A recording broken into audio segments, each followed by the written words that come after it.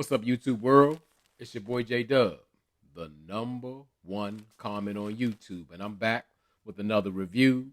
Today, I will be reviewing Married at First Sight. This is season 14, episode 12. And before I get into my review, for those who are not familiar with my channel, with Married at First Sight, I do couple by couple instead of maybe scene by scene. And tonight on this segment, we're going to do Steve and Noi. This is the third installment of my. Uh, this is third out of four. So Mark and Lindsay is next. And also, for those who are new to my channel, on this channel, it's all about the comments. That's all I can say. You heard me in the beginning. I'm the number one commenter, and that's exactly what I need. I don't need the likes. I don't need the subscriptions, but I need those comments. The comments is the reason that I do this. You know, normally I'm on other people's channels and into the comments, and now I got my own platform. So pay your dues with the comments. That's what I need. I absolutely need it. We have fun. We laugh. We got a wonderful community here, the Dub family, and we just have a good time, laugh, learn, all that good stuff. So let's go ahead and get into the review. So it starts off with Noi. She's videoing Steve and Sushi the dog, and they're taking their midday nap. And you know, she makes a little joke about, you know, these are lazy people talking about Sushi and Steve, and also reference like, well, it must be nice. And you know, it may look like Noi's having a little fun and games with her husband and her dog or whatever. She laughing, but she ain't laughing because she's resenting Steve because he's taking a nap in the middle of the day, not doing nothing. So she's like almost making documentation to show you how unmotivated she is, and I'm sure she's a bit jealous. She would rather be taking a nap instead of working.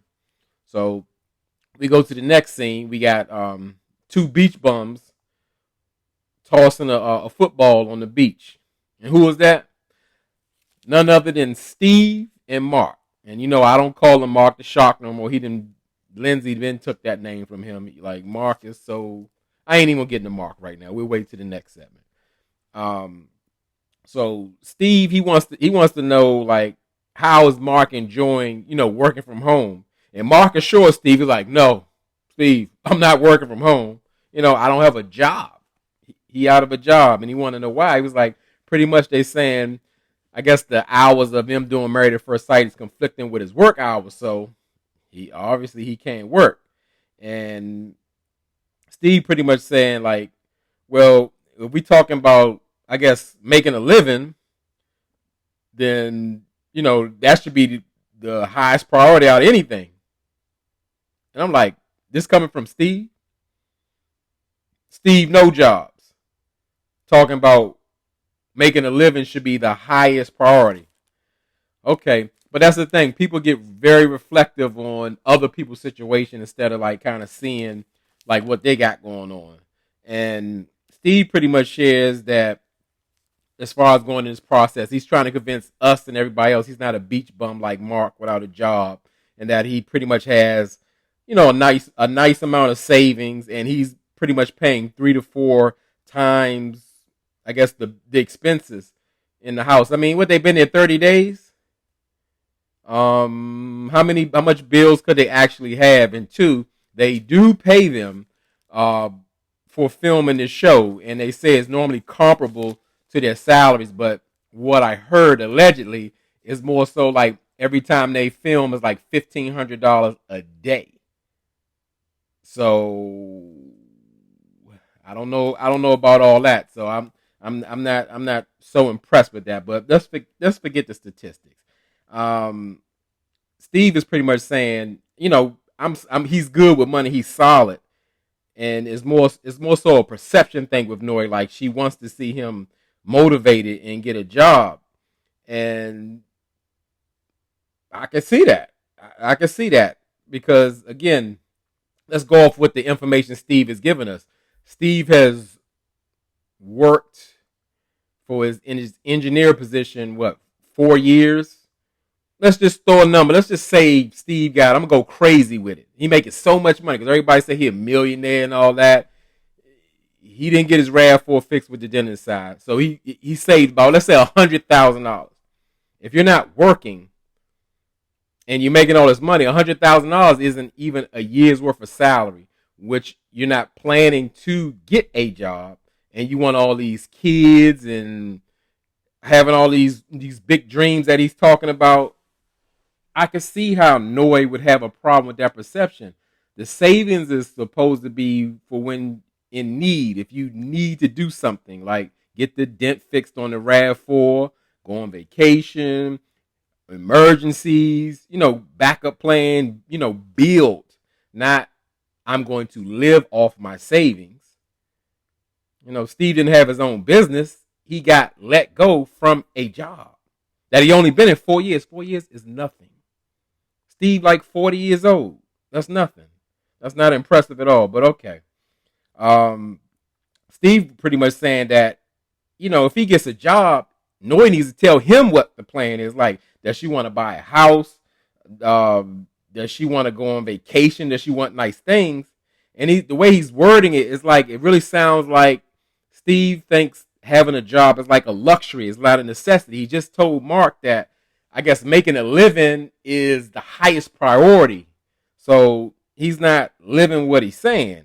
And I just really want to help Steve out. As Steve at 40 years old, like, to understand a job, or more important, a career, isn't just about making money.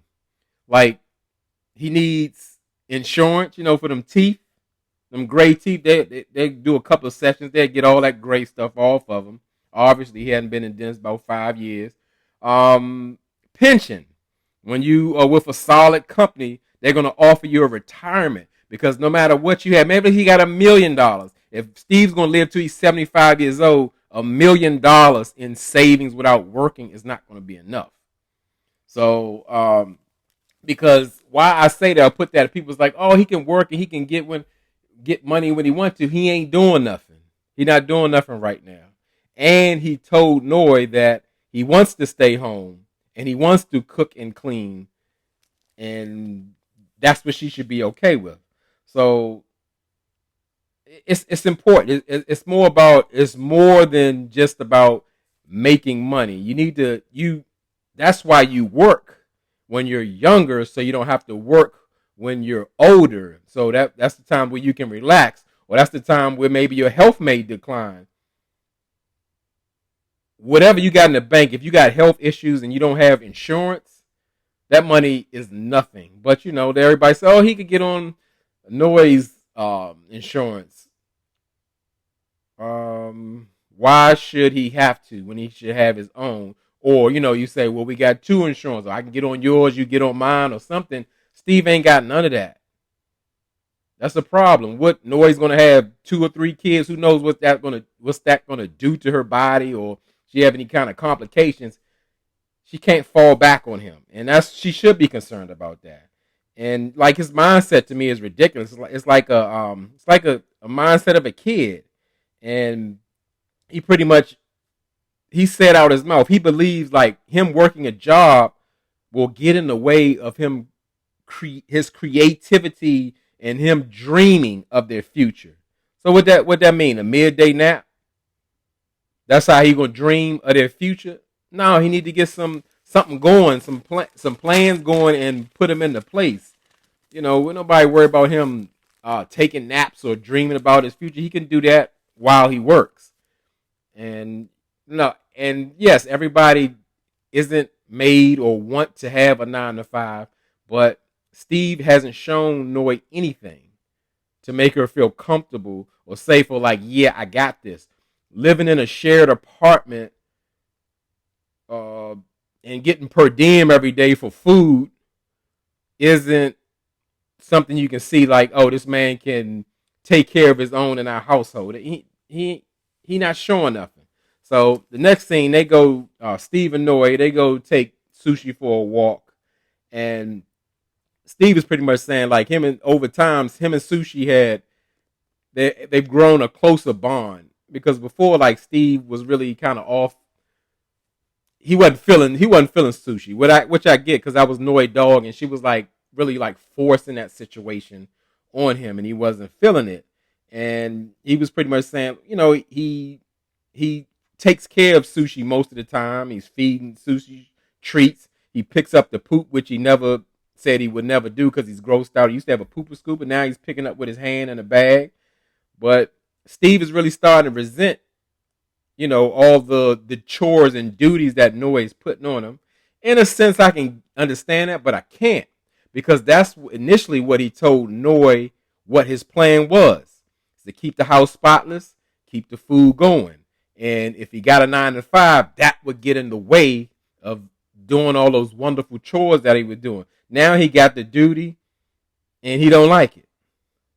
I guess he want to take more naps. I don't know, and yeah, so he started to resent like Noi expecting him to be the chef and the maid and all that. But Noi kind of see it more so like, what else are you doing? And I get that because it ain't like, oh, when he's not cooking and cleaning, he's working on his wonderful ideas and dreaming. No, I don't know what he's doing. He's having midday naps with Sushi. So we see Steve. He's in his role. He's cooking up the breakfast. And I was alarmed. It's things that alarm me. And I have little pet peeves. I saw Steve's plate. Everything looked good, like the eggs and the bacon or whatever breakfast meat they had. And then I saw the waffles. And I was like, is that Eggos? It freaks me out to see grown people eat like Eggos. I've eaten so many as a child. I could not even imagine eating an Eggo. Like, Eggos like go in a toaster or I don't know what grown people do. They put it in a pan or they put it in the oven and pop it out like they made you a Belgian waffle. I don't know. But I can't eat no Eggos. I can't never. I would rather eat a loose piece of bread from a loaf of bread than eat an Eggo. I just can't do it. That's a kid breakfast or something. I can't do it. I can't do it. That's just something with going on with me.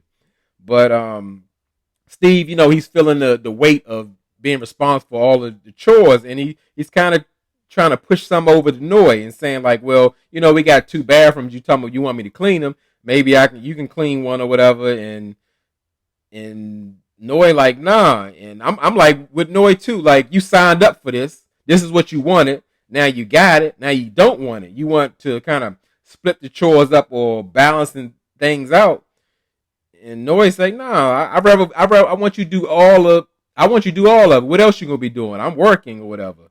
But is it fair? No. But that's what Steve said he wanted to do and sign up for.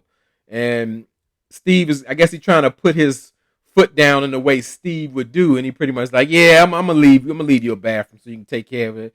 And she's like, nah, well, you can kiss my, And Steve like, oh, you're a little spicy on a weekend, a little spicy. I guess that's how he handled it. But then he'll be talking about Noi talking to him crazy. He should have said something to her then if she didn't like it. But who knows? And who cares? He don't got no job. So, after hours when they don't really have the film crew there, we see Noi and Steve, and they're having an argument, sit on this little couch. It's not a kind of couch you have an argument because you almost got to touch while you're sitting there. And the problem is Noi doesn't really want to move in with Steve. And Steve seems like confused, like he doesn't understand what's going on. And you could tell Noi's like, she's really pulling back from Steve. It almost reminds me like a guy, like they're not explaining why they stepping away from you first. Last week it was all lovey dovey. It was all good, but now you can feel a distance, and it's getting thick. You can feel it, and Steve saying he don't understand, but I know he understands. Because in his confessionals, he talks about stuff like what's the problem and what's going on. He knows Noi's bothered by that unstable life that he's trying to sell like he's got everything together. And so Noi, she meets up with one of the Mavs fan favorite, her sister brother, Sriracha.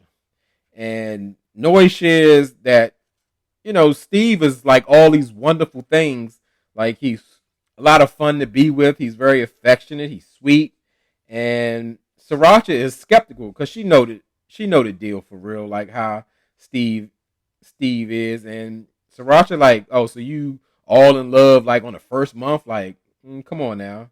Yeah. Anyway, Steve said that so you can kind of get off him talking about having a job and all that. It ain't buy him that much time. So Noise saying like the dynamic with her and Steve is like really unbalanced, and she doesn't understand why Steve wants her to do more when she's like, "Hey, I'm already working, and you want me to take on more chores or some chores when you ain't doing nothing." And Sriracha like, "Yeah, like so what's the deal with that?" And at this point, we're learning like Noy wants Steve. No, Steve wants Noy to give him a game plan about his life in the direction that they're supposed to be going in. And Sriracha's like, it's something definitely going wrong. Steve isn't happy. He's emasculated. And that's the part I was thinking Steve was supposed to come to her with the plan about his career because he's supposed to know what direction he wants to go in and what he wants to do. He wants Noy to tell him what he should do or what is going to make her happy about I guess him getting a job. And Sriracha made a good point. Sriracha's always level headed. I mean, she come with it. She simply said, like in a confessional, Steve don't need to get a job for Noy. Steve don't need to get a job for their imaginary kids. He needs to get a job for himself. That's what he should want to do. How they gonna build all this wonderful dreams? Life don't have to be about money and all of that. And there's other ways to make money other than being 9 to 5. But all this time he's sitting around, laying around, playing football with Mark and sleeping in the daytime. He could be building a greater future for his family so they can chill and go on all these camping trips, and maybe they can get maybe a Toyota 4Runner instead of that little RAV4, and just live a happy life. But him banking on his savings and wait till it run out, and then Noy got to pick up the pieces when he can say, because he ain't told how much money he got. It might be $10,000. Who knows what Steve talking about? But I don't even want to guess in the game. We shouldn't be guessing. Steve should have something in place. Steve should be able to tell Noy something, and she should be able to see him working toward his goals, not sleeping in the middle of the day or going to play football with Mark or talking about he need more time to dream. You don't build a life with like that, especially with somebody else. Now you want to do that on your own, that's fine, but the boy is ridiculous. So Noy is pretty much, she's understood. She really can't align with none of that because she hasn't seen anything from Steve. He's not proven anything to her, and I don't blame her. A move like that, like for you to like say stop working or periodically working, something has to already be built and in place. Like with a spouse you've been with for years, and you have a plan, or emergency happens, but it's a temporary thing. But Steve wants it to be like that all the time, and Noy is pretty much saying like I want him to do anything, like even get a part-time job, do something. She just tired of looking at him laying around the house, talking about she need to do more chores. And that Noy also said like what Steve got going on, I would never even deal with. I wouldn't have to tell a man that I'm dealing with, you need to get yourself together or get things going, or I got to tell you your plan with your career. I'm just saying I don't blame her. So as the last scene, Steve, he's since Noy met with Sriracha, Steve is having a FaceTime with a sister-in-law. And I'm like, why? But maybe they're super close. Who knows? But okay. So Steve is telling his sister-in-law that Noy doesn't really want to live with him. And I get that too, because he act like he just don't understand like what it looks like is going to happen is that she's going to have to really taking care of everything. Everything's going to fall on her because she's never seen nothing for Steve. What would be the benefit for them to combine their lives? Just so they can move together and he can sleep all day? Nah, nobody want that. I don't blame him, because Noy is tired of telling Steve what to do or what he needs to do, or that a job is a requirement. It's not a luxury. Like or I need to see something, and he not showing it. He just talking.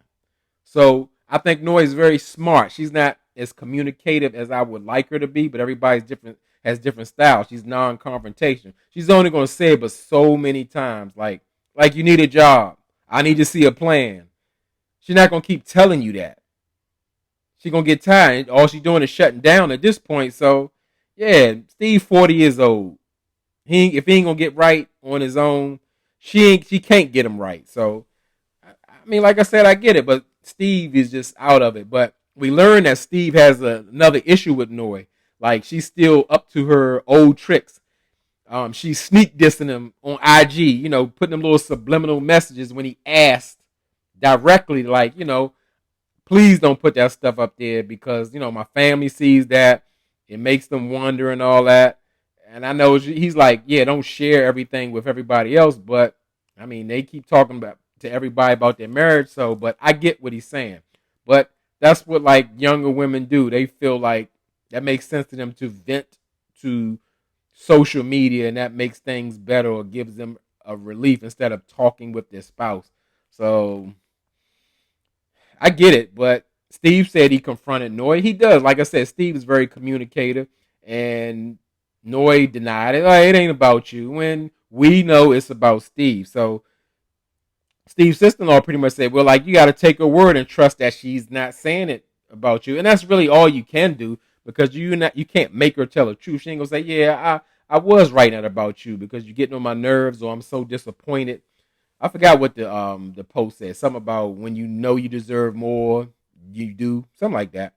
So I like the sister-in-law because she kept it real. She's like, Steve, you got the answers and the questions that you need to ask. So all you need to do is go ahead and do it. You're 40 years old. Get it together. So pretty much that was it for Noy and Steve. Steve to me is quite exhausting. Noy is getting on my nerves, but I totally understand what Noy is going through and talking about because it's absolutely absurd to want to merge your life with a married person, stranger person, and say, I don't have no plan, but we'll see what happens. And let's merge our lives together. It's a no. Noy, you doing the right thing. So that was it for episode with Steve and Noy. Get down in them comments. Tell me what you think about it. Because everybody don't think like I do. They believe that Steve's this wonderful guy and he just didn't want to get the dent fixed on his RAV4 and he's got $2 million cash and he got Bitcoin and all that good stuff. So yeah, I'm with it. I want to see what y'all think. So as I always tell y'all, I appreciate y'all rocking with me. And I thank y'all so much. And y'all could be anywhere in this YouTube world, but you're here with me. I really appreciate it and I really mean it.